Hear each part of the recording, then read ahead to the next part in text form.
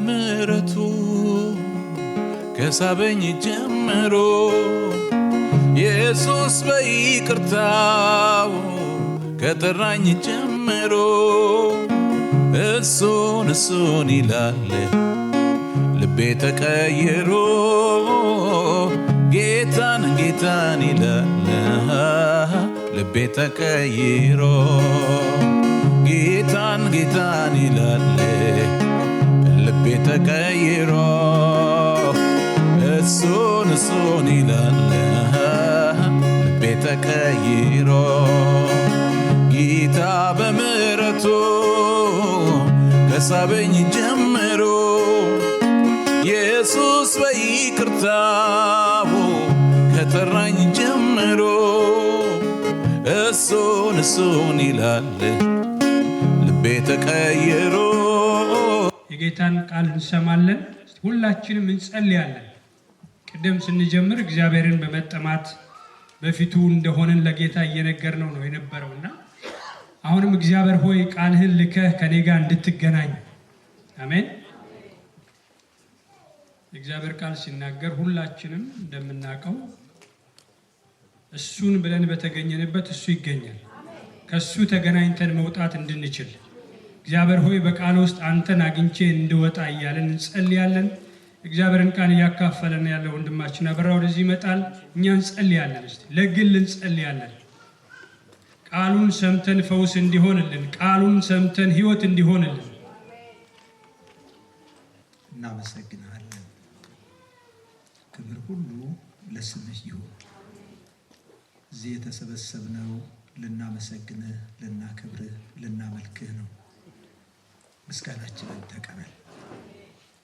ቅዱስ ጌታ ከነፍስ የሆነው ምስጋናችንን እንደዘመርነው የረዳህን ያገዝከን በብዙ ምድረ በዳ በብዙ ክፉ ቀን ጉልበት አቅም የሆንከን አንተ ነህና ልጆች እግዚአብሔር ሆይ ያንተን ውለታ ልንመልስ ጨርሶም አንችልም።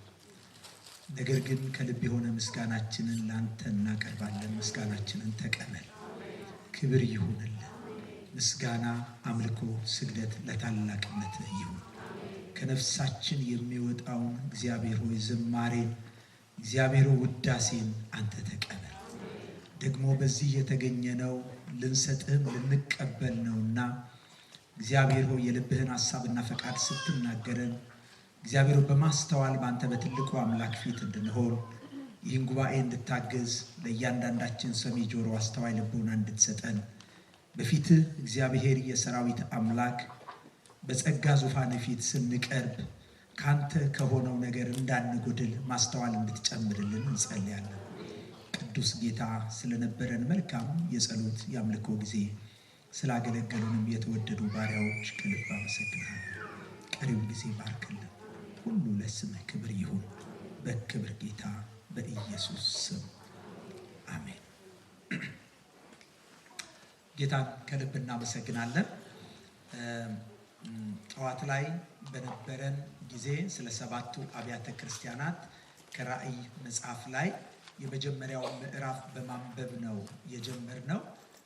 የመጀመሪያው ምዕራፍ መነሻ አድርገን እንደው ጠቅለል ባለ መልኩ ሐዋርያው ዮሐንስ ማን ነው የሚል ትንሽ ነገር ለማየት ሞከርን። ከዛ በኋላ ይሄ የራእይን መጽሐፍ ጠቅለል ያለውን ደግሞ የተጻፈበትን ጊዜ ቅዱሳን በምን አይነት ፈተና ውስጥ የነበሩበት ጊዜ ላይ እንደነበረ እሱን ነገር የራእይ መጽሐፍ ምን እንደሚመስል ካየን በኋላ የተጻፈበትን ዓላማም ለማየት ሞከርን። በተለይ ከጌታ ምጽአት ጋር የመጨረሻው ዘመን ቤተክርስቲያን እንዴት በጥንቃቄ እርሱን በመፍራት ሙሽራው ክርስቶስ ኢየሱስን እንድትጠብቅ የተጻፈ መጽሐፍ ነው። ስለዚህ የህይወት ንጽህና ያስፈልገናል። በብዙ በሚመጣብን ተግዳሮት ሁሉ መጽናትና መቆም ይጠበቅብናል። በአገልግሎት እስከ ወዲያኛው ድረስ ታማኞች ሆኖ መገኘት ይፈለግብናል የሚሉ ሐሳቦችን ካነሳን በኋላ ከመጽሐፉ ጥቂት ነገር እናንሳ ብለን ስለ 7 ብጽዕናዎች አየን ጠዋት በነበረን ጊዜ። ከዚያ በኋላ ስለተገለጹት 7 ብጽዕናዎች እንዲህ ያደረጉ ብፁዓን ናቸው፣ እንዲሆኑ ብፁዓን ናቸው። ብፁዓን በጣም የሚገርም ነው።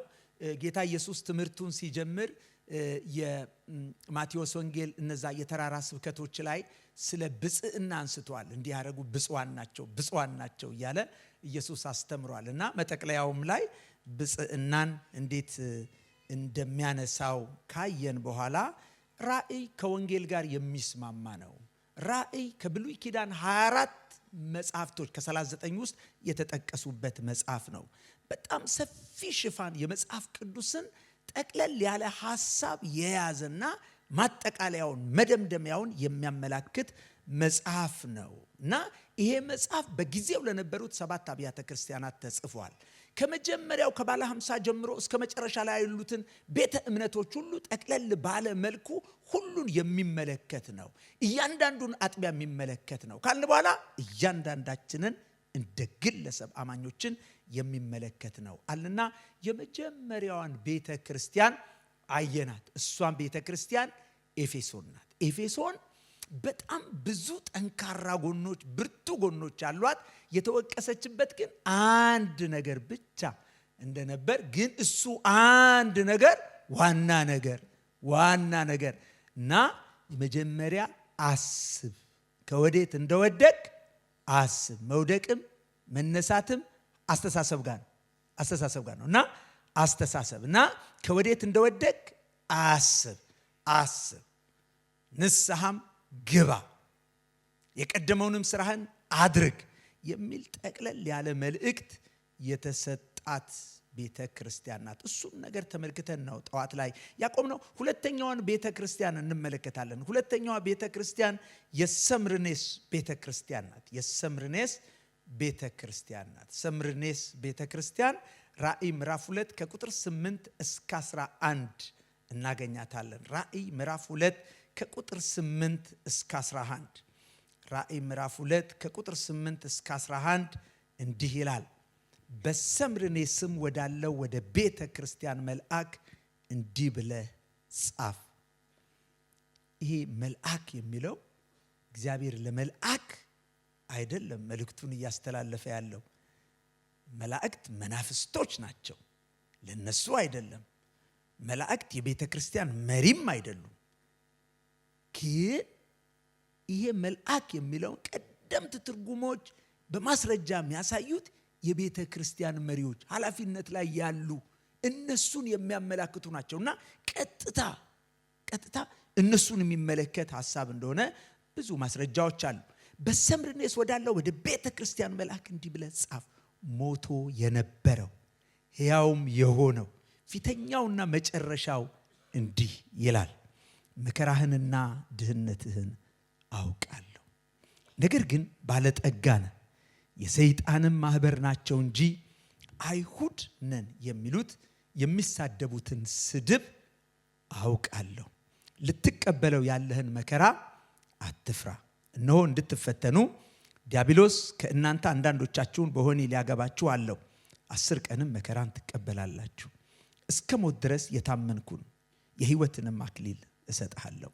መንፈስ ለአብያተ ክርስቲያናት የሚለውን ጆሮ ያለው ይስማ። ድል የነሳው በሁለተኛው ሞት አይጎዳም ይላል። ሰምርኔስ ማናት? ሰምርኔስ ማለት ከርቤ ወይም መራራ የሚል ትርጓሜ ይሰጠዋል።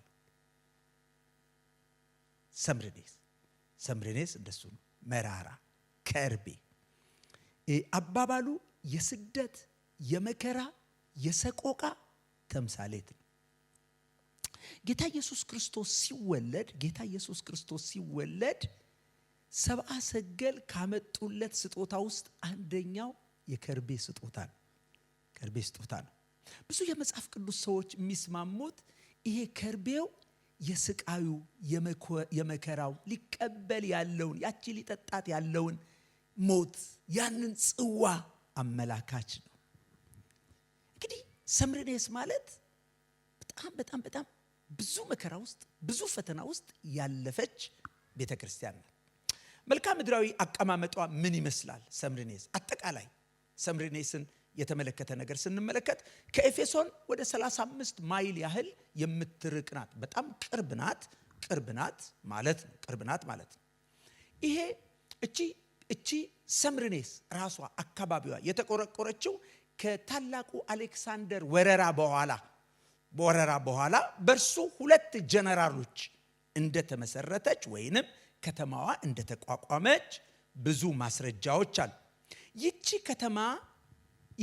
ይቺ ከተማ የሰምርኔስ ከተማ በጣም ጎዳናዋ፣ መንገዷ፣ አሰራሯ በጣም በጊዜው ለየት ያለች ናት። በጣም የጎዳና አቀያየሷ ማለት ልክ አሁን ዛሬ የከተማ ፕላን እንደሚወጣላቸው ከተሞች በጥሩ ሁኔታ እንደሚሰሩ አንዳንድ ጊዜ ስልጣኔው እየጨመረ ሲሄድ በጣም የተሻሉ ከተማው የሚባሉት አቀያየሳቸው ለየት ባለ መንገድ የሚቀየሱት ናቸው እና በዛን ዘመን ውስጥ በዘመናዊ ቅየሳ ከታወቁት ከተሞች ውስጥ ሰምርኔስ አንዷ ናት። በዚያን ጊዜ ማለት ነው።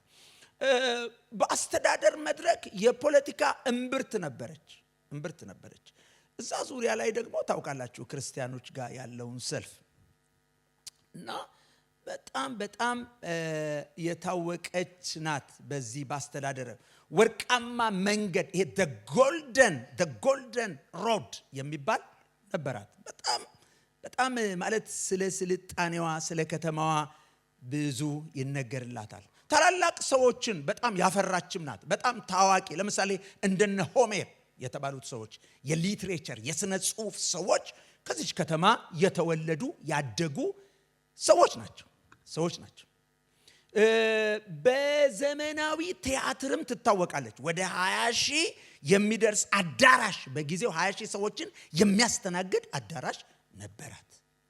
ማለት እነዚህ ነገሮች ማወቅ ቸርቿ ምን ጉድ ውስጥ ነው ያለችው፣ ለመንፈሳዊ ነገር ምቹ ነው አይደለም የሚለውን ነገር በጣም እንድናስተውል በጣም ይረዳናል። ለዚህ ነው የምናነሳቸው። እኛ የከተማዋ አቀያየስ ሌላ ነገር የመማር እሱ አይደለም ዓላማችን። ግን ምን ውስጥ ነው ለካ ይቻላል። ለካ ሰልፍ ውስጥ ጌታን ማምለክ ይቻላል። ብዙ ጉድ ያለበት ቦታ ላይ ከጌታ ጋር መጣበቅ ይቻላል። ለዛ ነው ይሄንን የምናነሳው።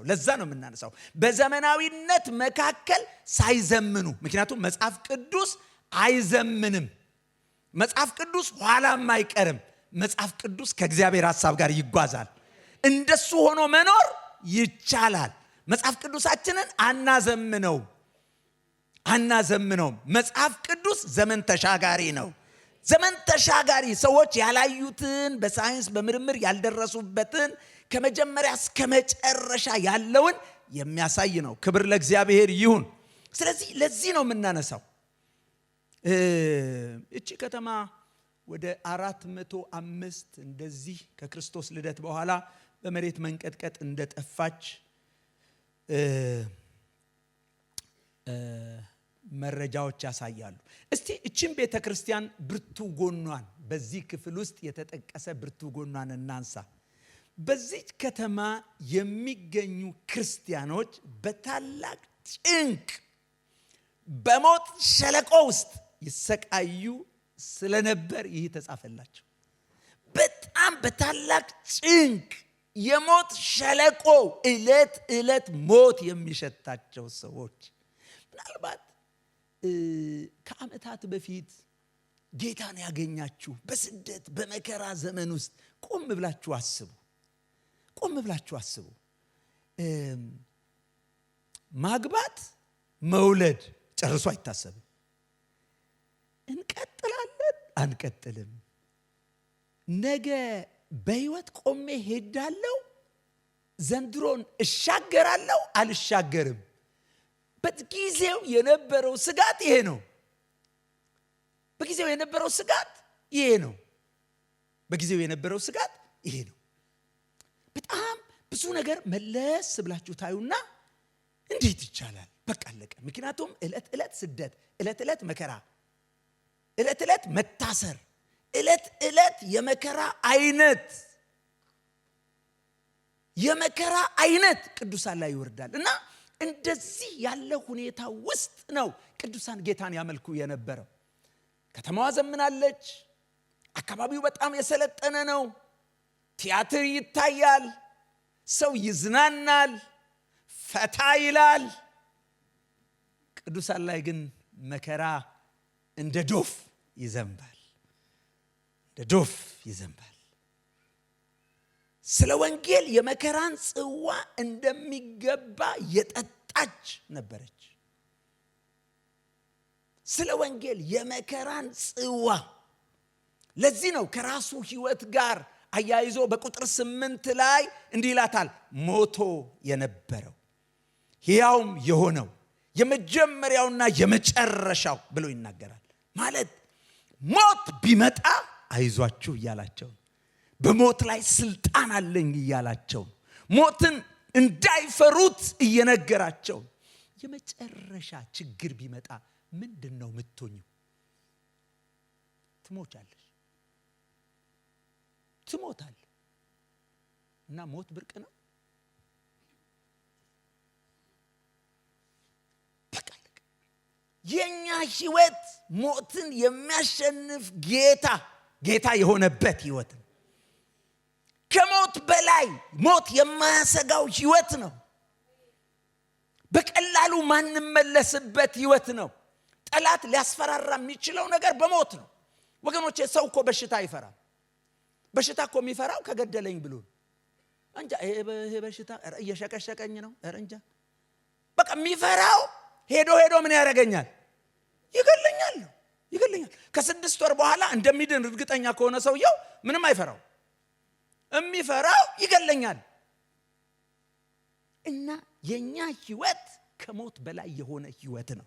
ከጌታ የተነሳ ቅዱሳን እና ይሄንን የመጣውን ሰልፍ በዙሪያቸው የከበባቸውን የጠላት ከበባ የሚያስጨንቃቸውን ነገር በሙሉ እንዳይፈሩ፣ ለሞት እጃቸውን እንዳይሰጡ፣ ለስደት ለመከራ ከእምነታቸው ወደ ኋላ እንዳያፈገፍጉ፣ ይሄ እውነት ገብቷቸው ከጌታ ጋር ተጣብቀው እንዲቀጥሉ ጌታ አበራርታ ሞቼ ነበር አለ ሕያው ነኝ ደግሞ ይላቸዋል። ክብር ለእግዚአብሔር ይሁን። ከሞት በላይ የሆነ ጌታ ያንቺ ጌታ ነው። ከሞት በላይ የሆነ ጌታ ያንተ ጌታ ነው። ቀጥል ካለ ያስቀጥላል። ብንሞት ሞትን አንፈራውም። ይሄንን ነው የሚላቸው። ሰምርኔስ እንዲህ ያለች ቤተ ክርስቲያን ናት። ስደት ውስጥ መከራ ውስጥ ያለች። ይሄ ብርቱ ጎኗ ነው። አንድ የሐዋርያው ዮሐንስ ደቀ መዝሙር የነበረ ፖሊካርፕ የተባለ ሰው የዚች ቤተ ክርስቲያን አባል ነበር። እኔ መጽሐፍ ቅዱስ ምናልባት አንዳንድ መርጃ መጽሐፍቶችን በተለይ ታሪክን ስናነብ በጣም ጥሩ የተጻፉ መጽሐፍቶች አሉ። ይሄ የሰማዕታት ታሪክን የጻፈው ጆን ፎክስ የተባለ ሰው የጻፈው በጣም ስለ ብዙ ሰማዕታት በስም ሰዎች ስለማያውቋቸው ዝርዝር ስለ ጥቂቶች ነው የሚነገረው፣ ግን በጣም ብዙዎች የተሰቃዩበትን የጻፈው መጽሐፍ አለ። እዛ ውስጥ አንዱ የጻፈው ስለ ፖሊካርፕ ነው። ፖሊካርፕ በጊዜው በጣም ብዙ መከራ ይታሰራል፣ ዋጋ ይከፍላል፣ ካድ ይባላል፣ አይክድም። ከዛ በኋላ እንዲህ ፊት ለፊቱ እሳት እያሳዩት ትቃጠላለህ አሉት። ካድ ይህን የምትለውን ኢየሱስን ካደው፣ አልክድም እና እሳቱን 7 እጥፍ አነደዱት እና ይዞት የሚሄደው ሰው መከረው፣ እባክህ እንደው ካድና ከዚህ እሳት ትረፍ አለው። ዞር ብሎ እንዲህ ነው ያለው፣ ኢየሱስ ክርስቶስን 85 ዓመት በዚህ እድሜ ስከተለው አንድም ቀን አላስቀየመኝም፣ እኔም አላስቀይመውም። አታስቀይሙት ቅዱሳን፣ አታስቀይሙት፣ አናስቀይመው ወገኖቼ፣ አላስቀይመውም አለ። አጠገቡ ሲደርስ አሰረውና ወደ እሳቱ ሊጨምረው ሲል ለምን ታስረኛለህ አለው። እሳቱን እኮ መቋቋምበት ለሱ ለመቃጠል አቅም ይሰጠኛል። ይገርማል። ለጌታ ታውቃላችሁ፣ ለመሰደብ እኮ አቅም ይሰጠናል። እኛ የምናውቀው ከስድብ ለማምለጥ ነው አይደል? ለመሰደብ፣ መዋረድ እኮ አቅም ይጠይቃል። አያችሁ፣ ለመዋረድ ስድብን እንደሸማ ለብሰን ጌታ ተመስገን አዋቂ ነህ ጻድቅ ነህ ብሎ ለመሻገር አያችሁ አቅም ይጠይቃል። ስለ ጌታ ለመዋረድ ዝቅ ለማለት ጥንብርኩሳችንን ሲያወጡት እንዳልነበር ሲያደርጉን ለመቆም አቅም ይሰጠናል። ቅድም ከወንድሞች ጋር ወንድሜ ቹቹን ፓስተር ዳኒ ጋር አብረን እያወራን ስለ ስደት ተነሳ። ስደት ቀርቷል ወይ የነጻነት ዘመን ስለሆነ የሚል ነገር ነበር ያነሳነው። ስደት አልቆመም። የፈለገ አንቀጽ ቢጠቀስ እንዳውም ወንድማችን ቹቹ ነው ይሄንን ሐሳብ ያነሳው። አሁን እኮ ኦፊሻሊ ወንጌል እንዳይሰበክ አንዳንድ አገር ላይ ብሎ አገር ጠቅሶ ኦፊሻሊ ወጣ በሚዲያ ኢየሱስ ያድናል እንዳይባል ሕግ አወጣች እቺ አገር ብሎ ያወጣችዋን አገር ጠቅሶ ነገረን። ኦኬ ሕግ ይውጣም አይውጣም ወንጌል ስደት አያቆም። ነፃናችሁ የተባለን ቦታ አያቆም። ለምን? መጽሐፍ ቅዱስ በክርስቶስ ኢየሱስ እግዚአብሔርን እየመሰሉ ሊኖሩ የሚወዱ ካልመሰልነው ነው ከስደት የምናመልጠው። ከተመሳሰል ሰይጣን ማንን ያሳድዳል? የጌታ ከሆንን በውጭ ስደት አለብን፣ በውስጥም ስደት አለብን። ትንሽ የሚያመቻምች ሰው ጋር አንስማማ። ይሄ ጊዜ ደግሞ ታውቃላችሁ የማመቻመች ጊዜ ነው። አቋም ይዘን ከእግዚአብሔር ጋር ለመወገን አቅም የሚያሳጣ ጊዜ ነው። አንዳንድ ሰው እጥፍ ሲል በጣም የሚገርማችኋል። መኪና እንኳን ፍሬቻ አሳይቶ ነው የሚታጠፈው። ያለ ፍሬቻ እንዴ የት ጋር እንደሚከዳችሁ አታውቁት። እና አንተ ደግሞ ታከረዋለህ፣ አንቺ ደግሞ ታበዢዋለሽ። እና ህይወት ያልከረረ ምን ይክረር? ክርስቶስ እኮ ህይወቴ ነው። ክርስቶስ ህይወትሽ ነው፣ ህይወትህ ነው። እና ምን ላክርር? እና ይሄ ዘመን እናመቻምች እየሳቀን እንኑር። ስለዚህ አትነካኝም አልነካህም። እና ቸርች ውስጥ እኮ ልክ አይደለሽም እኮ መባል አለበት፣ ልክ አይደለህም እኮ መባባል አለበት። አያችሁ አንዱ የስደት ምክንያት እሱ ነው። አመጽን አለመኮነን፣ ኃጢአትን አለመኮነን፣ አይደረግም አለማለት። እንዲህ ያለ አስተሳሰብ ሲጠፋ ቤተ ክርስቲያን ልቅ ትሆናለች። ሰምርኔስ በትክክል ዋጋ የከፈለች ቤተ ክርስቲያን ናት። በዚያን ዘመን ከተጻፉት የሰምርኔስን የስደት ምክንያት የተወሰኑትን አይነተኛ የስደት ምክንያት አድርገው ካነሷቸው ነገሮች ውስጥ ትንሽ ላንሳ። አንደኛው የፋሲካን ራት ሲበላ ስጋ ወደሙን ሐዋርያት ለጌታ መታሰቢያ ማድረጋቸው የሰው ስጋ ይበላሉ የሚል የክስ ምክንያት ነበር። ምን ይበላሉ? በአገራችን በጣም ከባድ ስደት የነበረበት ቦታ ላይ አንድ ጊዜ ኤርሊ 80ዎቹ ስለ አገልግሎት ሄጃለሁ እና ሚያው ይላሉ ሰዎች። ሚያው ውሮ ሚያው ኋላ ምንድነው ድመት ጠፍቶባቸው ነው ብዬ እንትን እላለሁ። እኔ እንግዳ ነኝ እና ነገሩ ወዲህ ነው አለኝ። ምንድነው ነገሩ ስለው ድመት ይበላሉ ይሉናል እና የትገኝና እዚህ መተሽ ይላሉ። ምንድናቸው? አማኞች ድመት ይበላሉ ኢትዮጵያ ውስጥ ተብሏል። እኔ እኮ በጆሮ የሰማሁትን ነው።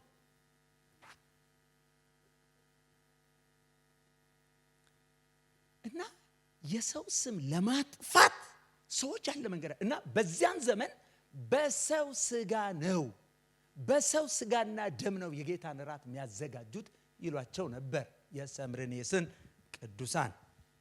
ስለዚህ ከመንግስት ከባለስልጣናቱ ጋር ያበጣብጧቸው ያጋጯቸው ነበር። ይሄ ብቻ አይደለም።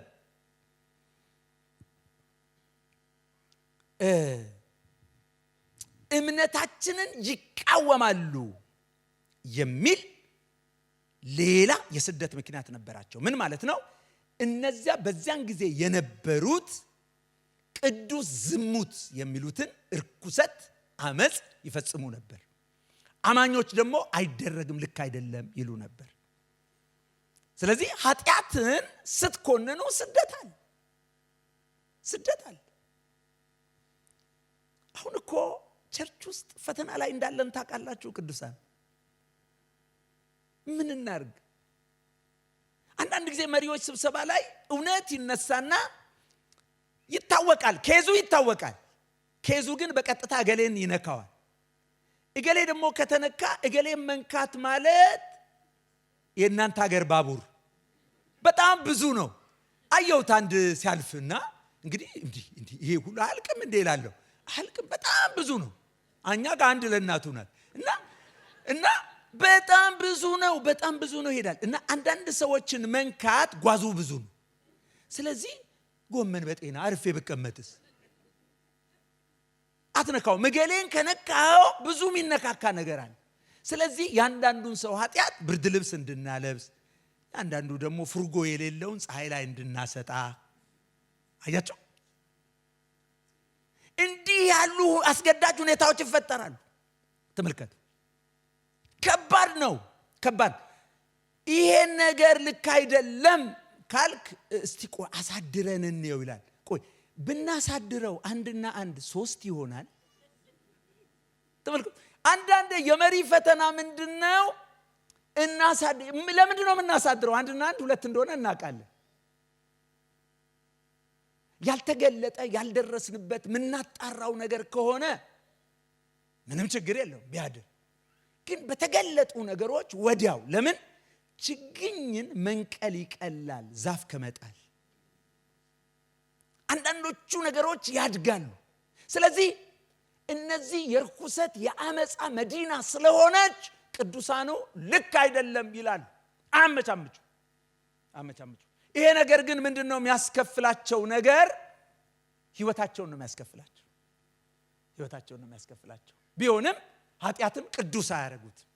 እንዴት ያለ ድንቅ ሞት ነው! በእውነት ሞታችንን በጌታ ጉዳይ ያርገው። ከምር እኮ ነው። በቃ ስለ ጌታ ሰማዕት መሆን፣ ስለ እውነት ሰማዕት መሆን። ሌላው ምክንያት ቤተ ክርስቲያን ቤተሰብን ታፈርሳለች የሚል የክስ ምክንያት ነበራቸው። ምን ማለት ነው?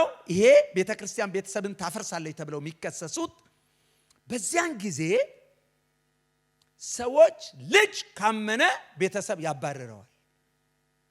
ባል ካመነ ሚስትም ልጆችም ይነሱበታል። ሚስት ካመነች ባል ልጆች ይነሱበታል። ስለዚህ ቤተሰብ ውጣ ስለሚለው ውጪ ስለሚል እንዲህ ያለ መናጋት እያመጣች ነው ቸርች። ይሄ እኛ ምድር ላይ ሆኗል። ስላመኑ ጌታን ስለት። ይሄ ደግሞ መጽሐፍ ቅዱሳዊ መሰረት አለ። ጌታ ኢየሱስ እሳት ልጥል መጣው አለ። ሰው በቤተሰቡ ላይ እንደሚነሳ የገዛ ቤተሰቦች ጠላቶች እንደሚሆኑበት ይናገራል። ሰይፍን ላመጣ ይላል። በጌታ ጉዳይ መለየት መጽሐፍ ቅዱሳዊ። ወንጌልን አለመተው፣ ቤተሰባችንን ለማትረፍ ጌታን አለመተው። እኛ ስንጨክን ቤተሰቦቻችንም ነገ ይመጣሉ። እኛ ከቆረጥን እኛን ያገኘ እስቲ ያስቡት። ከዓመታት በፊት ብቻችሁን የነበራችሁ እግዚአብሔር ያክስት ልጅ ያጎት ልጅ እያለ እየሰጠ ያበዛችሁ ሕያዋን ምስክሮች ናቸው። ቤተ ክርስቲያን ቤተሰብን ታናጋለች። ሌላው እነዚህ አረመኔዎቹ በጊዜው አረመኔዎቹ ነው የሚሏቸው። ገሚሱ ፀሐይ ገሚሱ ጨረቃ ያመልኩ ስለነበር ቤተ ክርስቲያን የማይታይ አምላክ ነው የምታመልከው። እነሱ የሚታይ ነገር የሚዳሰስ የሚጨበጥ ታውቃላችሁ አይደል? በቀደመው ዘመን በኢትዮጵያ ውስጥ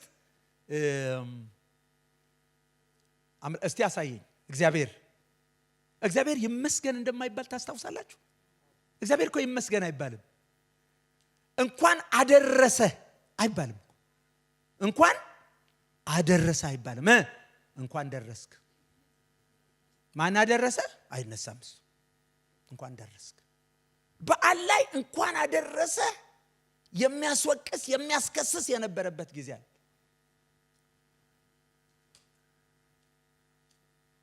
አንድ ትልቅ ባለስልጣን ጅማ ከተማ ላይ መጥቶ የቡና ተክል ትልቅ ኃላፊነት ላይ ያሉ ሰው ሽልማት ተሸለሙ እና ሰውየው ንግግር እንዲያደርጉ ጓድ ጥላሁን ንግግር እንዲያደርጉ ተጋበዙ እና ሰውየው ወጥተው ወገኖቼ ይሄን ሁሉ ያደረገ እስቲ አንድ ጊዜ አጨብጭቡ አሉ። ይሄን ሁሉ ያደረገ እግዚአብሔር ነው አሉ። ሰው ሁሉ አጨበጨበ፣ የደርግ አባል በሙሉ እና እኔ ይሄ ወሬ ሰምቼ ሰውየውን ጠየቅኳቸው። እኛ ልጆች ነን ያኔ፣ ግን ቆይቶ ይሄ ወሬ ስለሰማው አርገውታል እንዴ ስላቸው አዎ አሉ። ምን አሉ? በቃ ሲመጣልኝ ምን ንግግር ነው ማደርገው አሉ እና በጣም ጥሩ ስራ ሰርታል ተብዬ ተሸለምኩ አሉ፣ የገንዘብ ሽልማት። ከዛ ምለውን ነገር እንደው አስቤ ምንድነው ምለው ስል በቃ ይሄን ያደረገ እግዚአብሔር ነው። እነሱ ስለማያጨበጭቡ ለእግዚአብሔር ሁሉም ከዳር እስከ ዳር እስቲ እንደው አጨብጭቡ አልኳል። ሁሉ ኋላ እንዴት ዝም አሉት እንዴት አልታሰሩም ስል ይሄ እኮ ሰውዬ ምንም ማያውቅም ሞኝ ነው፣ እግዚአብሔር ሞኝ ነው ብሎ አተረፈኛል። ሞኝ ለእግዚአብሔር ስንቱን አስጨበጨበ። ያ ዘመን ከባድ ዘመን ነው። ያ ዘመን ክፉ ዘመን ነው። እግዚአብሔርን ማምለክ ቀላል አይደለም። ከእድር ሰዎች ይባረራሉ፣ መቀበሪያ ቦታ ያጣሉ። ብዙ መከራ ብዙ ፈተና አልፏል እና የሰምርኔስ ቤተክርስቲያን አንዱ የስደቷ ምክንያት የማይታይ የማይጨበጥ አምላክ ታመልካለች የሚል ነው። እንግዲህ ሌላው አንድ ልጨምር። ሌላው ሐሳብ ምንድነው? ቄሳር አምላክ ይባል ነበር በዚያን ዘመን። የሮም ግዛት ሰፊ ስለነበረ ለአገዛዝ ይመች ስለነበረ አንድ አገር ብቻ አይደለም፣ በጣም እነዚህ ኤምፐረር የሚባሉት በጣም ብዙ አገሮችን ነው የሚገዙት። ንጉሠ ነገሥት እንዳለ ብዙዎችን ነው የሚገዙት እና በዚያን ጊዜ እሱ ቄሳር አምላክ ተባለ እና ስለዚህ ማንኛውም የሮም ዜጋ ለቄሳር አምላክ ነው እያለ ያጥን ነበር። ላመኑት ሁሉ እሱን ለተከተሉ ሁሉ ሰርቲፊኬት ይሰጣቸው ነበር። ሰምርኔሶች ሰርቲፊኬት የላቸው፣ አያጥኑም፣ አያመልኩም። እውነተኛውን አምላክ ነው የሚያመልኩት። ከዚህ የተነሳ ብዙ መከራ ደረሰባቸው። ንብረታቸው ተዘረፈ፣ በባዶነት ተመቱ። ለዚህ ነው ደሃነ መከራህንና ድህነትህን አውቃለሁ፣ በእኔ ዘንድ ግን ባለጠጋ ነህ። ክብር ለእግዚአብሔር ይሁን። ባለጠጋ ነህ። የሚታይ የሚጨበጥ ሰዎች የሚያዩት ነገር የላትም ቸርቿ፣ በእግዚአብሔር ፊት ግን ሀብታም ናት። ጃነ ጌታ የተባረከ ይሁን። እንግዲህ እቺን ቤተክርስቲያን ስትመለከቱ በጣም ብዙ ስደት ብዙ መከራ ያለፈች ቤተክርስቲያን ናት። እንዳውም ያም መከራ ብቻ አይደለም፣ ከዛ በኋላ ሊገጥማት ያለውን መከራ ጌታ ተናግሯታል። ልትቀበለው ያለህን መከራ አትፍራ ተብላለች። መከራው ለ10 ቀን እንደሚራዘም ተናገረ። ትርጉሙ 10 ነገስታት ይፈራረቃል። በዚያ ሁሉ በመከራ የምታልፍ ቤተክርስቲያን ነበረች። አንዲት ቤተክርስቲያን የማትሰደድበት ምክንያት ሰውን ወደ ጌታ መሳብ ትታ ወደ ዓለም ከሳበች አትሰደድም። የመጨረሻዋ ዘመን ቤተክርስቲያን አንዱ ፈተናዋ ከእውነተኛውን ወንጌል ጥታ ወደ ኢንተርቴይንመንት ታደላለች። ቸርቾቻችን አሁን ፈተናችን አንዳንድ ቦታ ላይ የኮሜዲያን መድረክ እስኪመስሉ ድረስ ደርሰዋል። የቀልድ የፌዝ መድረክ እስኪመስሉ ድረስ ደርሰዋል። ከእውነተኛው የእግዚአብሔር ሐሳብ ሰዎችን ስሜት የሚስብ ነገር፣ የሰዎችን ፍላጎት የሚያረካ ነገር፣ ሰዎችን ከእግዚአብሔር ጋር ከሚያጣብቀው እውነት ይልቅ ሰዎችን ዘና የሚያደርግ የሚያስቅ ልክ ከዓለማዊ መድረክ የማይሻሉ ልምምዶች ወደ ቤተ ክርስቲያን እየመጡ ነው። ቤተ ክርስቲያን በሯ ሰፊ ነው። ወንፊቱ በጣም ዘርዛራ ሆኗል። ቀድሞ በጣም ጥቅጥቅ ነው። በሯ በጣም ጠባብ ነው። ወገኖቼ መጽሐፉም እንደሚለው ወደ ሕይወት መንገድ የሚወስደው መንገዱ ቀጭን ነው፣ በሩ ጠባብ ነው፣ የሚያገኟትም ጥቂቶች ናቸው። በጠበበው ደጅ ለመግባት ተጋደሉ ነው። ቤተክርስቲያን ከስደት ውጪ የምትሆንበት አንዱ ምክንያት ሰዎችን ወደ ጌታ ማጣበቅ፣ ስለ ጌታ የሚከፈለውን ዋጋ እንዲከፍሉ ከማስተማርና በትክክለኛው ጎዳና ከመምራት ይልቅ ሰዎችን የምታዝናና ከሆነና ሰዎች ስሜታቸውን የሚያረካ ነገር ላይ ማተኮር ሲጀመር የዛን ጊዜ ቤተክርስቲያን ተጋላጭ ትሆናለች። ከስደት ውጪ ትሆናለች። ለዓለማዊ ነገር ግን ብዙ ተጋላጭ ትሆናለች። ሰውን ሁሉ ወደ ጌታ መሳብ ትታ ወደ ዓለማዊነት የሳበች እንደሆነና ለእንደዚህ ያሉ ነገሮች ራሷን ከሰጠች መሰደድ ማቆም ብቻ አይደለም፣ ከመሰደድ እንዳውም ወደ አሳዳጅነት ትሸጋገራለች። ቸርች ሲጨልምባት ከተሰዳጅነት ወደ አሳዳጅነት ትሻገራለች። በጣም አደጋ ላይ ትወድቃለች። አንደኛው ምክንያት ቤተክርስቲያን ማትሰደድበት ምክንያት ዓለማዊ ልምምዶች መብዝ ሲበዙ ነው። ሁለተኛው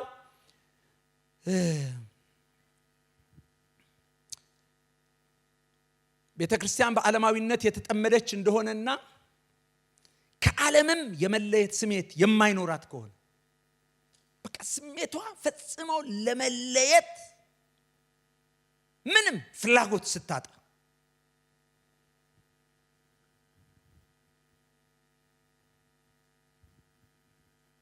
ወገኖች ጠንካራ ክርስቲያን ምን አለበትን ከድንኳኑ ያርቃል።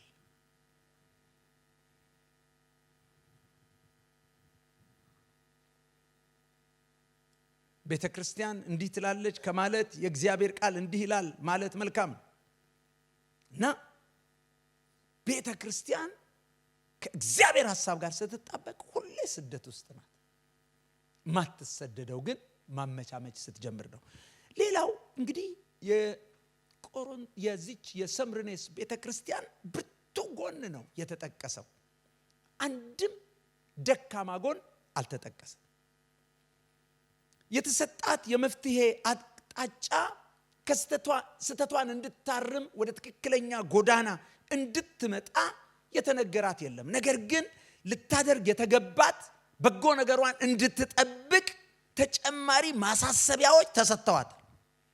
ቁጥር 10 ላይ በእርምት መልክ ሳይሆን የነበረችበት የስደት የመከራ ጊዜ በጽናት አልፋ እንድትወጣ እንድትጨክን የማበረታቻ የምክር ቃል ተሰጥቷታል። ክብር ለእግዚአብሔር ይሁን።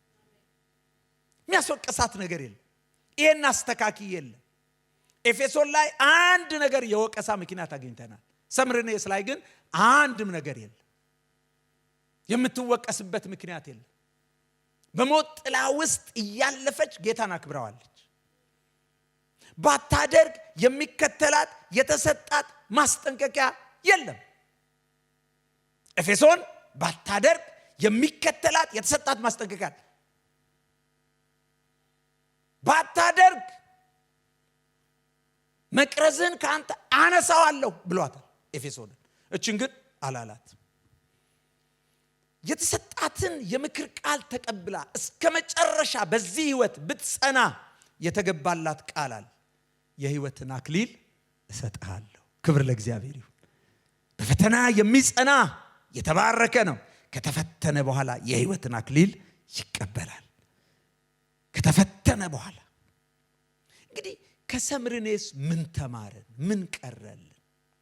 ምንድነው ልናደርግ የሚገባን? ምን ያህል ስለ እውነት ዋጋ እየከፈልን ነው? ምን ያህል ስለ ወንጌል የሚከፈለውን መስዋዕትነት እየከፈልን ነው? ስለ ወንጌል በልዩ ልዩ ፈተና እያለፍን ያለን እንጽና። ስለ እውነት፣ ስለ ከበረው የእግዚአብሔር ሐሳብና ፈቃድ በተለያየ ተግዳሮት ውስጥ ምናልፍ ሰዎች እንቁም። እግዚአብሔር ትልልቅ ራእይ፣ ትልልቅ አቅጣጫዎችን አመላክቶን ሊያዘው ልተወው፣ ይሄ ነገር ዋጋ ያስከፍላል ያለን ከእግዚአብሔር ሐሳብ ጋር እንቁም። እግዚአብሔር መውጫ አለው። እግዚአብሔር መንገድ አለው። እግዚአብሔር የሰጠንን ኃላፊነት የምንወጣበትንም ጸጋ አብዝቶ ይሰጠናል። ስለዚህ ስለ ወንጌል በልዩ ልዩ ፈተና ውስጥ የምታልፉ፣ ስለ እግዚአብሔር እውነት የግድ የቤተ ክርስቲያን መድረክ ላይ ብቻ መሆን የለበትም። የትኛውም ቦታ ላይ የኛ ህይወት የትም ቦታ ላይ የሚገለጥ ህይወት ነው። አገልግሎታችን የትም ቦታ ላይ ነው። በመስሪያ ቤት፣ ተማሪዎች በትምህርት ቤት፣ ሰራተኞች በስራ ስፍራ፣ በንግድ የግል ይሁን የመንግስት የትኛውም ተቋም ውስጥ ያለን ሰዎች ያን ህይወት ጠብቀን ከእውነት ጋር ከቆምን እግዚአብሔርን እናከብረዋል። እንዲህ እንደምንለው ቀላል አይደለም። ይሄ ስደት የምንለው ነገር፣ ይሄ የእግዚአብሔርን እውነት ኮምፕሮማይዝ የማድረግ ነገር ቀላል ነገር አይደለም። በጣም በጣም ብዙ ነገር ነው የሚያስከፍለን፣ ብዙ ነገር ነው የሚያስከፍለን። እንጽና። ጌታ ገና በፊታችን ከቀደመው ይልቅ ክፉ ቀኖች ሊገጥሙን ይችላል። ልክ እንደ ሰምርኔስ ቆም ብላችሁ መለስ ብላችሁ እዩ። እኛንን ደጎች፣ የኛ አያቶች ናቸው ደጎች። እኛንን ደጎች፣ የኛ እናት አባቶች ናቸው ደጎች። የድሮ ሰዎች እኮ መንገደኛ ያበላሉ። በስነ ስርዓት ደግሰው መንገደኛ አፈር ስሆን እያሉ አሁን አፈር ስሆን አለ እንዴ? የለም፣ ያበላል። የሚገርመው አይጎልባቸውም። ካልኩሌተር የላቸው፣ ግን አይጎልባቸው። እነሱ ጮማ ይበላሉ። እነሱ ማሩ አይቀራቸው፣ ወተቱ አይቀራቸው፣ ቅቤው አይቀራቸው። ኮሌስትሮል እኛን ይዘናል። እነሱ እድሜ ጠግበው ነው የሚሞቱት። እኛ ይሄንን ኤክስፕሌን እናደርጋለን። ምንድነው ይሄም በዚህ ምክንያት በዛ ምክንያት እንላለን። ግን በጣም የሚገርማችሁ ነው የእግዚአብሔር እንግዳ ብለው በመቀባበል ሰዎችን ያስተናግዳል። ቀላል አይደለም። አሁን አያችሁ፣ ቀድሞ እኔ ለአገልግሎት ገጠር ብዙ ነው ምዞረው። ሲሄድ ማምኑ ሰዎች ቤት አድሬ አውቃለሁ። ውሃ ስትለምኑ ወተት ያጠጧቸው። እንዴት ለሰው ውሃ ይሰጠዋል ብሎ። አሁን ንጹህ ወተት በገንዘባችሁ ማግኘት ጭንቅ ነው። በገንዘባችሁ እኮ ነው።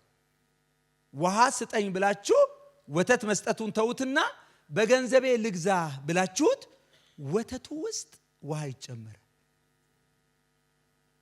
በጣም እኮ ነው የሚገርመው። ንጹህ ቅቤ ለመግዛት ቅቤ ውስጥ የሆነ ነገር ይጨመራል። ማሩ ውስጥ የሆነ ነገር ይጨመራል።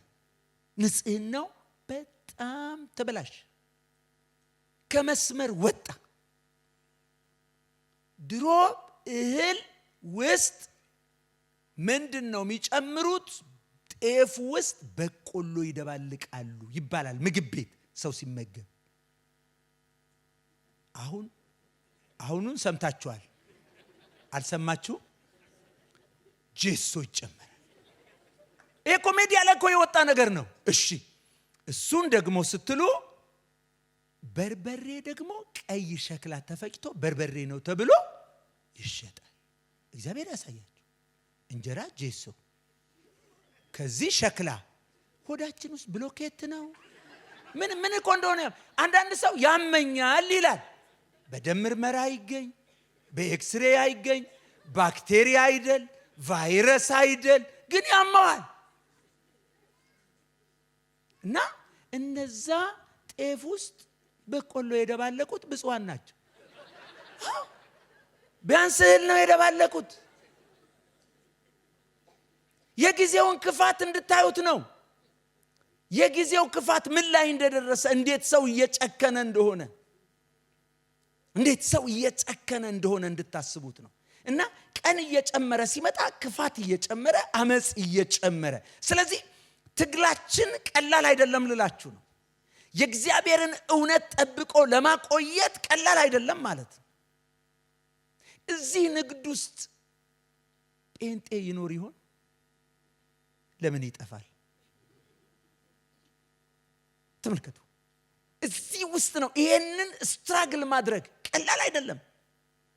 ስትራግል ማድረግ ይሄንን መታገል ቀላል አይደለም ስታዩት። እና እያንዳንዱ ቦታ ላይ እንጀራ በልቶ ለማደር ስንል እንድንጥል የምንገደዳቸው እውነቶች አሉ። ከእግዚአብሔር እውነት ጋር ለመቆም ብዙ ነገር ነው ሳክሪፋይስ የምናደርገው። መጽሐፉ ግን ምን ብሎናል? ስራሽን ነው እንደምታስቢው ህይወትም ይከፈላል እያለን ነው። ክብር ለእግዚአብሔር ይሁን። የእግዚአብሔርን እውነት ጠብቆ ለማቆየት ስለዚህ ገና በፊታችን ከቀደመው ይልቅ ክፉ ቀኖች ሊገጥሙን ይችላል። ቢሆንም ልንቀበለው ያለውን መከራ አንፍራ። በፊታችን ያሉ ቀኖች እንደ ስኳር የሚጣፍጡ ቀኖች አይደሉም። የምናያቸው በጣም አይንን የሚስቡ እንዳይመስለን። እየዘገነንን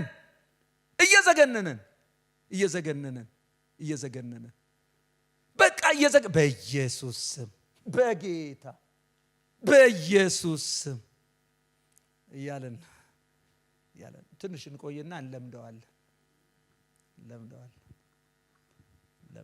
ሰውየው ጠንቋይ ቤት ሄዶ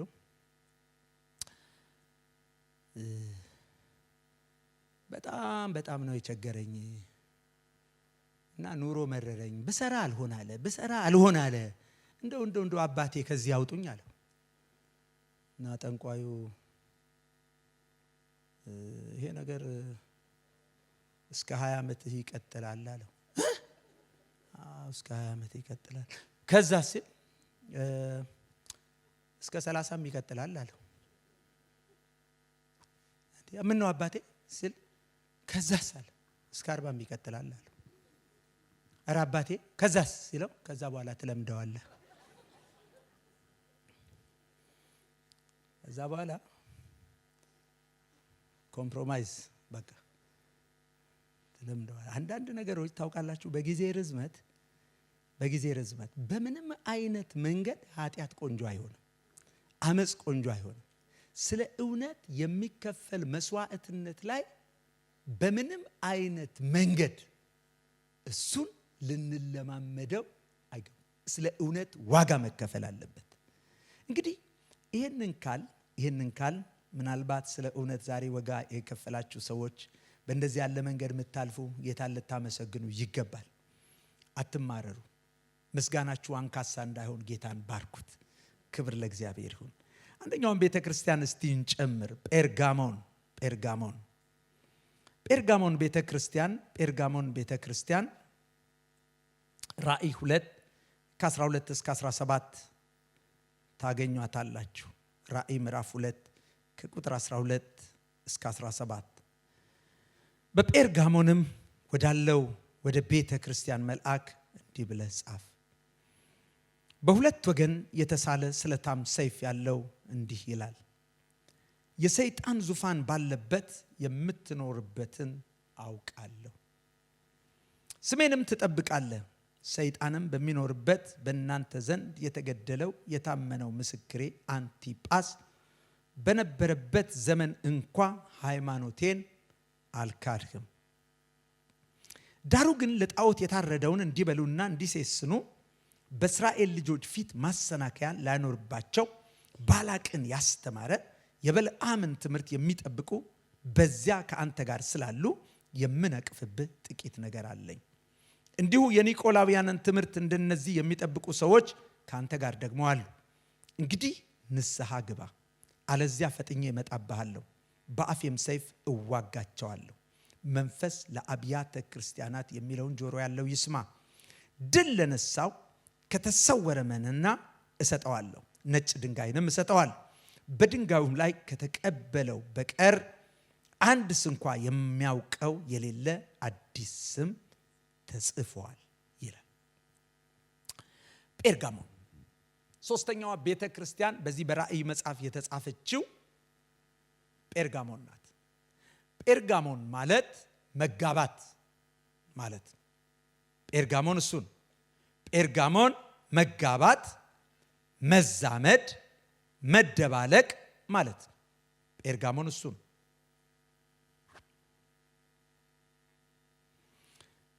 ቤተ ክርስቲያን ከዓለም ጋር ተጋባች፣ ተዛመደች፣ ተደባለቀች።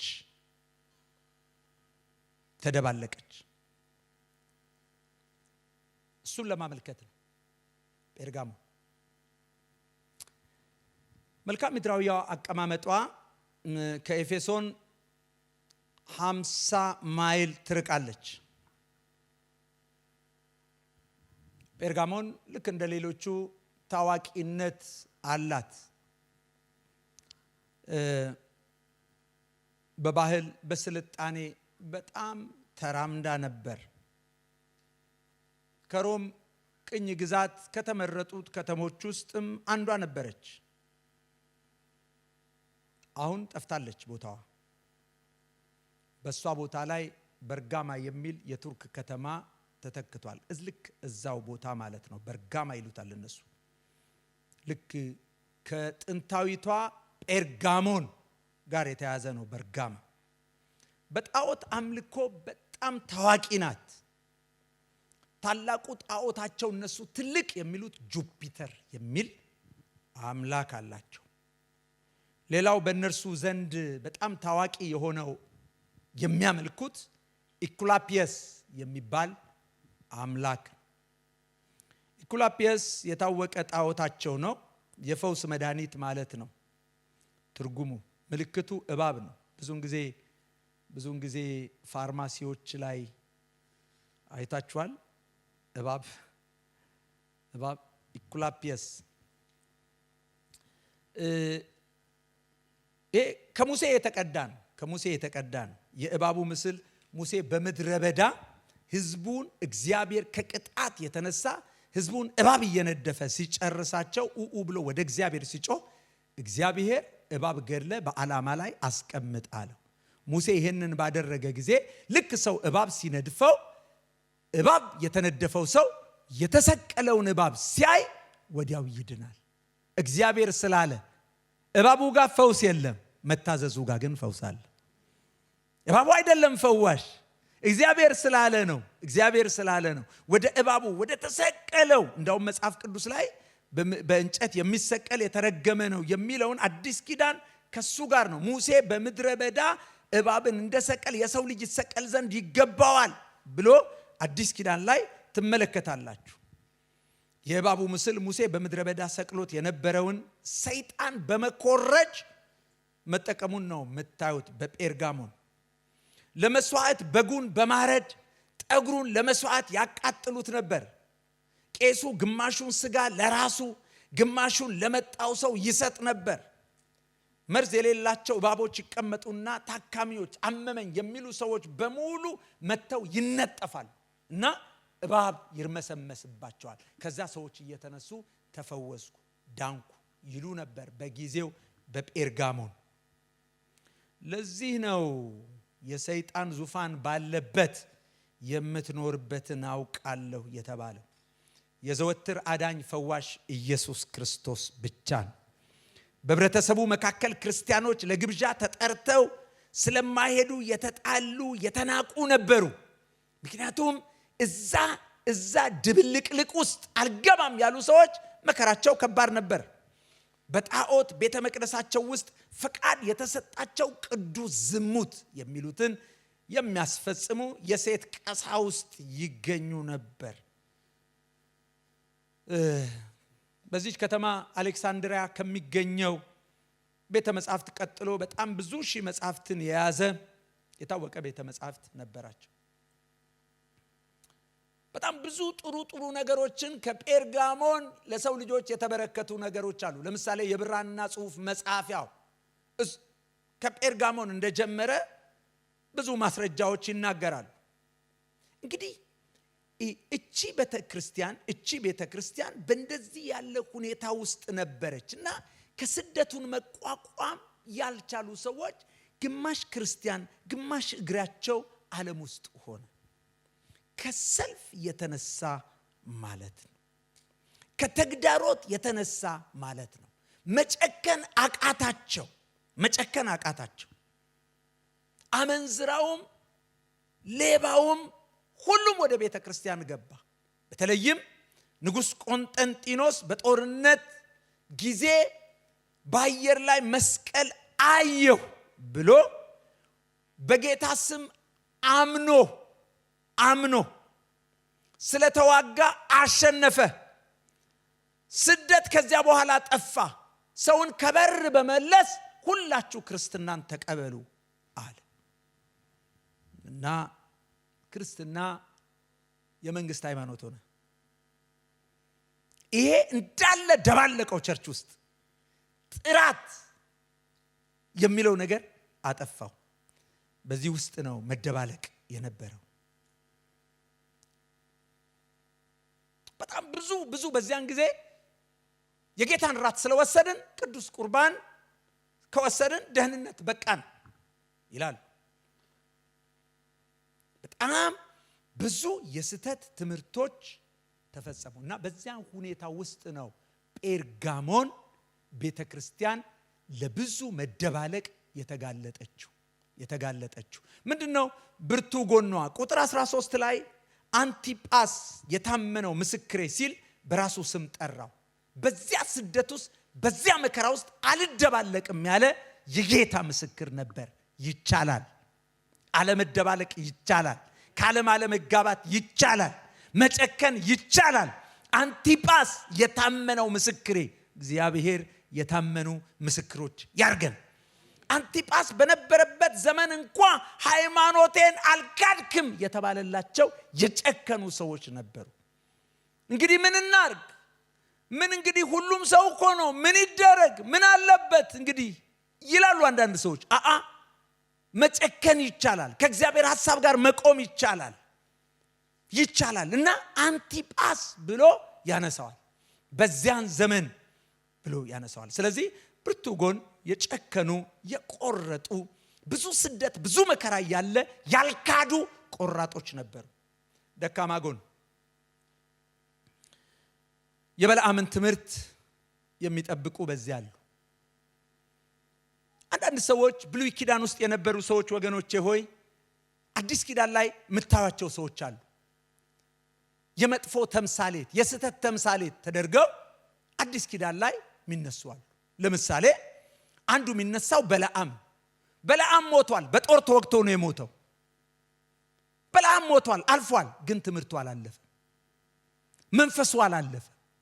ለዚህ ነው የሚነሳው። በለዓም ምንድነው ያደረገው? ንጉሱ ባላቅ እስራኤልን ርገምልኝ ብሎ በጠራው ጊዜ እግዚአብሔርን ጠየቀ። እግዚአብሔር አትሂድ አለው።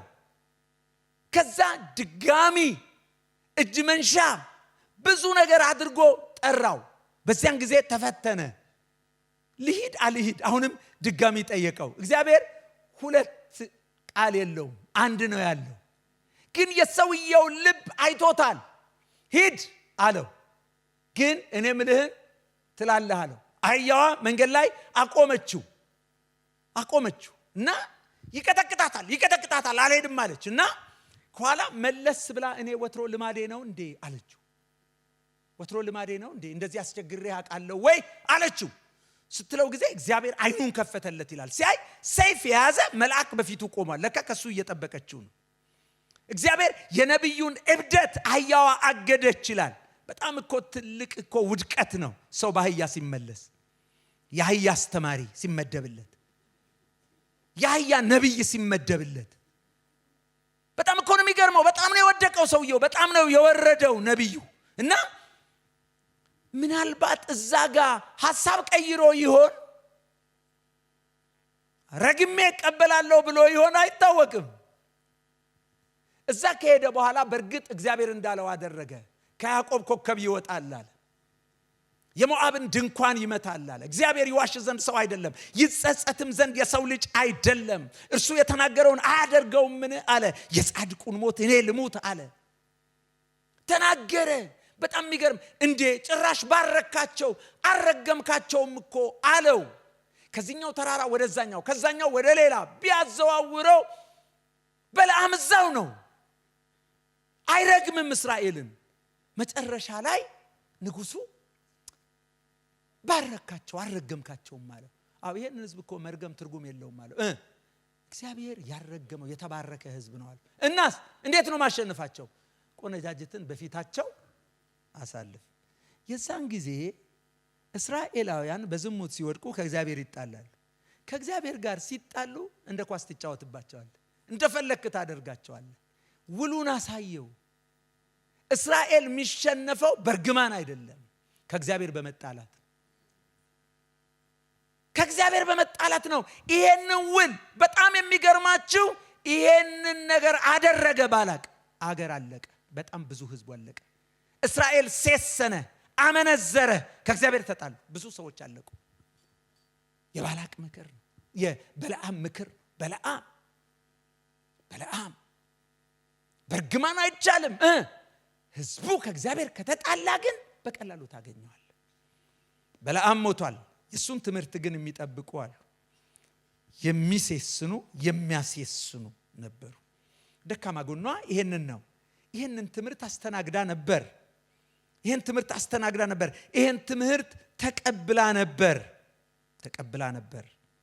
ይሄን ትምህርት የኒቆላውያንና የበለዓም ትምህርት በመከተላቸው ሴሰናችሁ ተባለ። ሴሰኝነት ከምንዝርና ያልፋል። ሴሰኝነት ኃጢአትን ህልውና ማድረግ ማለት እንዴት ማለት ነው? ትንሽ ልጅ ሆኜ እኔ ያደኩባት አካባቢ መንደራችን ውስጥ በጣም የታወቁ ልብስ ሰፊ ነበሩ። ጎበዝ ናቸው። ወንድ ሁሉ እሳቸው ጋር ነው ሄዶ የሚያሰፋው። በጣም ጎበዝ ናቸው። እኚህ ሰውዬ ግን አንድ ልማድ አላቸው። ማለዳ ከቤታቸው ይወጡና መጠጥ ቤት ይሄዳሉ። ቁጭ ብለው አረቄ ይጠጣሉ። መጠጥ ይጠጣሉ። ማለዳ 12 ሰዓት እስከ ጠዋት 3 ሰዓት ድረስ ይጠጣሉ። ከዛ በኋላ ሲንጀራቸው ላይ ልብስ የሚሰፉበት ቦታ ላይ ከተቀመጡ ምርጥ ልብስ ይሰፋሉ። ያልጠጡ ቀን አይሰፉም። በጣም የሚገርመው አለመስፋታቸው አይደለም፣ ሰላምም አይሏቸውም። እጃቸው ይንቀጠቀጣል። እንደዚህ ያለ ሰው አይታችሁ ታውቃላችሁ? አሁን ለኚህ ሰውዬ አረቄ ሱስ ነው፣ ህልውና ነው። አያችሁ? አልፎ ሄዷል። ከሱስ አልፎ ሄዶ ምን ሆኗል? ሰርቶ የመግባት ጉዳይ ሆኗል። ህልውና ሆኗል። የተለመደ ኃጢአትን ሰዎች እንደ ጽድቅ ነው የሚቆጥሩት። ስለዚህ ርቀው ሳይሄዱ ቶሎ መመለስ ጥሩ ነው። ኃጢአት ከተለመደ አሎሎ ቁልቁለት ላይ መወርወር ማለት ነው። መቆሚያ የለው። ቶሎ መመለስ ካልተቻለ በጣም አደገኛ ነው። መሴሰን በጣም አደገኛ ቃል። ሴሰኝነት ኃጢአትን ህልውና ማድረግ፣ ከሱስ ያለፈ ሳድ አለማድረግ፣ አለመቻል ጋር መድረስ፣ እዛ ጋር መድረስ። ምንም አይነት ማስፈራሪያ ሰዎችን አይበግራቸውም። እዛ ጋር ከደረሱ ደካማ ጎኗ ይሄ ነው። እንግዲህ የተሰጣት የመፍትሄ አቅጣጫ ምንድን ነው? እቺ ቤተ ክርስቲያን ልታደርግ የተነገራት ነገር ምንድን ነው? ይሄ ደካማ ጎኗ በቁጥር 14 በቁጥር 15 ላይ ተጠቅሷል።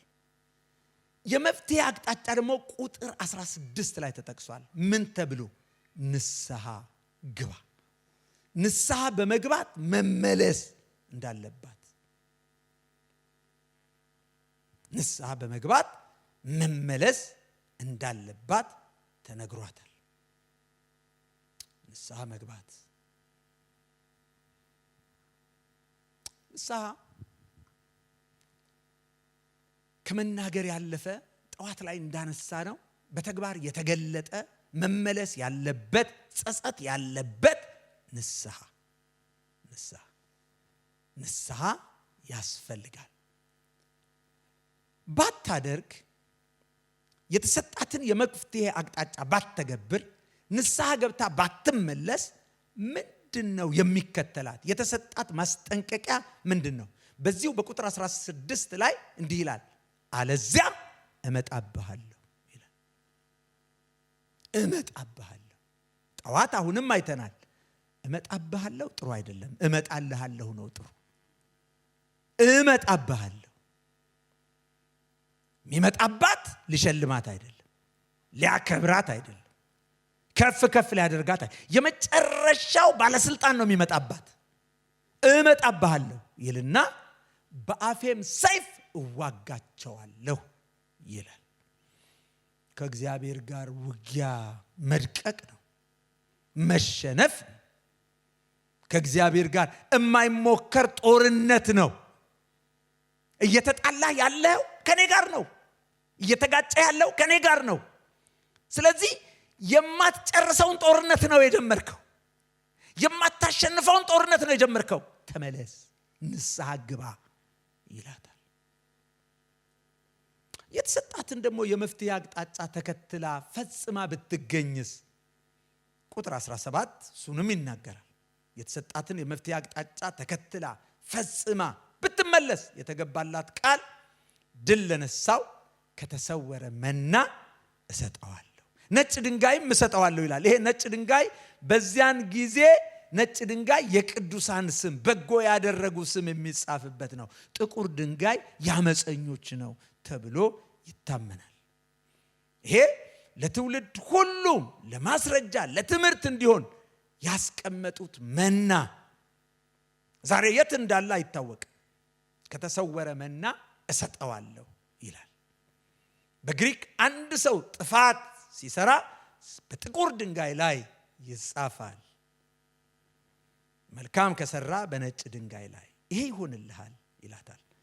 በእግዚአብሔር መጻፍ፣ በክብር መዝገብ፣ በሱ ዘንድ እይታ ማግኘት፣ በሱ ቦታ ማግኘት፣ ስፍራ ማግኘት ትልቅ ነገር ነው። ጠቅለል ባለመልኩ ከጴርጋሞን ምን ተማረን? በጴርጋሞን ስንሆን ብዙ የሚመች ነገር ይኖራል። መደባለቅ ቀላል ይሆናል፣ ግን አያዛልቅ። እንደተጠቀሰው የበለዓምን ትምህርት የሚጠብቁ በዚያ አሉ። የኒቆላውያንን የበለዓምን ትምህርት በመከተላቸው ሴሰናችሁ የተባሉ በዚያ አሉ። ምናልባት ለእንደዚህ አይነት ነገር ለሚያደባልቅ ነገር ተጋላጭ ልንሆን እንችላለን። ቆም ማለት መቻል አለብን። በጣም ጠንካራ የነበሩ ጀግና የነበሩ ቆራጥ የነበሩ ሰዎች በቀላሉ የሚወሰዱበት ጊዜ ነው። እገሌ ምነካው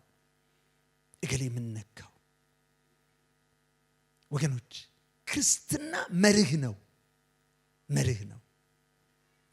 የምንከተለው። የተጻፈውን ነው የምንከተለው። በድምፅ ብልጫ የምንሽረው እውነት የለም እኛ ጋር። በድምፅ ብልጫ የምናስተካክለው የምንሽረው ነገር የለንም። መከተል፣ መቆም፣ መጽናት፣ ለዛ ታዛዥ መሆን። ከደከምን ንስሐ ብቻ ነው አዋጭ። መንገድን ማስተካከል ብቻ ነው የሚያዋጣው። የእግዚአብሔርን እውነት ሳንሸራርፍ እንዳለ ልንቀበለው ግድ ነው። ምናልባት እንደዚህ አይነት ነገር ተጋልጠን ቢሆንስ? የመደባለቅ ነገር። ሎጂክ የሚባል ትምህርት አለ በኮሌጅ ደረጃ የሚሰጥ። እውነት ሲደመር ውሸት ይላል። ውሸት ሲደመር እውነት ውሸት። ሎጂክ ነው ይህንን የሚያስቀምጠው። ሶሻል ሳይንስ ተማሪዎች ብዙውን ጊዜ ሎጂክ ይማራሉ። ውሸት ሲደመር ውሸት ይላል። እውነት ሲደመር እውነት። እውነት የሚሆንበት መንገድ አንድ ነው። እውነት ሲደመር እውነት። ጌታ ኢየሱስ ክርስቶስ በተደጋጋሚ እውነት እላችኋለሁ ይላል። ሰይጣን በነገራችን ላይ ውሸት እላችኋለሁ አይልም። ውሸት እላችኋለሁ። እውነት መግቢያዋ ናት። ከዚያ በኋላ ነው መርዙን የሚያፈሰው። አንዳንድ ጊዜ እንዴት እገሌን ሐሰተኛ ነብይ ታደርገዋለህ ይላሉ ሰዎች። ለምን? እሱ እኮ ኪሴ ውስጥ ያለውን ዝርዝር ሳንቲም ነው የነገረኝ ይላሉ። ግን እኮ እገሌ ሚስት ደርቧል፣ ሐሰተኛ ነብይን ሐሰተኛ የሚያደርገው ትንቢቱ ልክ መሆኑ ብቻ አይደለም፣ ህይወቱ ልክ ካልሆነ ሐሰተኛ ነው። በለዓም ሐሰተኛ ነብይ ያሰኘው ትንቢቱ ውሸት ስለሆነ አይደለም፣ ህይወቱ ውሸት። አያችሁ፣ ገና በዘመናት ርቀት ያለውን መሲህ እንደሚመጣ ተናግሯል በለዓም። መሬት ላይ ጠብ አይልም ትንቢቱ፣ ልክ ነው የተናገረው። ህይወቱ ግን ትክክል አይደለም። በገንዘብ ኮራፕትድ የሆነ ነው። የገንዘብ ፍቅር ያጠቃው እስራኤልን አሳልፎ የሰጠ ባላቅን መክሮ ትውልድን ያረገፈ ሰው ሐሰተኛ ነው። ሐሰተኛ ነብይ መጽሐፍ ቅዱስ ውስጥ አዲስ ኪዳን ማስተማሪያ አድርጎ ካነሳቸው ስህተት አስተማሪዎች ነቢያቶች ውስጥ አንዱ በለዓም። ስለዚህ እውነት ኮምፕሮማይዝ አይደረግም። እውነት ሲደመር እውነት ጴርጋሞን ይደባለቃል። እውነትና ውሸት መመለሻው መንገድ ከተሳሳትን ንስሐ ብቻ፣ መንገድን ማስተካከል ብቻ ነው። ያኔ እግዚአብሔር ይረዳናል። እንደምንሳሳት ያውቃል። ሰዎች እንደሆነን ያውቃል። ይራራልናል። ትክክለኛው መንገድ ውስጥ ያስገባል። እናንተን የሚያሸንፋችሁ ምን አይነት ሰው ነው? እንዲች እያለ የሚሄድ ሰው ነው? ሶሪ ወንድሜ የሚል ሰው ነው? ሶሪ ትናንትና በጣም ትንሽ ጥሩ አልነበርኩም፣ ስሜቴ ጥሩ አልነበረም፣ የተናገርኩ ንግግር ትክክል አይደለም፣ አም ሶ ሶሪ፣ በጣም ይቅርታ አድርግልኝ። ይሄ ሰውዬ ያሸንፋል። እንዲች እያለ ግን ለኃጢአቱ ፈቃድ እየሰጠ ያምታታ የሚቀጥል ሰው ትዳርም ውስጥ አደጋለው፣ ቤትም ውስጥ፣ በኑሯችን፣ በአገልግሎታችን፣ በህብረት ስራችን ውስጥ አደጋለው። መደባለቅ አደገኛ ነው። ጴርጋሞን መደባለቅ፣ እውነትና ውሸት የተደባለቀበት፣ ሁለቱንም አብሮ ለማስኬድ የተሞከረበት ቦታ ነው። ስለዚህ እንደ አንቲጳስ ለመሆን ራሳችንን ለመስዋዕትነት ማዘጋጀት ትልቅ መንፈሳዊነት ነው። መጨከን አለብን። እግዚአብሔር የሰማነውን ይባርክልን። አሁን ምን ጸልይበት ጊዜ ነው። ሁለት ቤተክርስቲያን በዚህ ከሰዓት በኋላ አይተናል። ያየነው ቤተክርስቲያን የመጀመሪያው ቤተክርስቲያን ሰምርኔስ ናት። ሰምርኔስ አትደባለቅም። ሰምርኔስ የጨከነች ናት። ሰምርኔስ ቆራጥ ናት።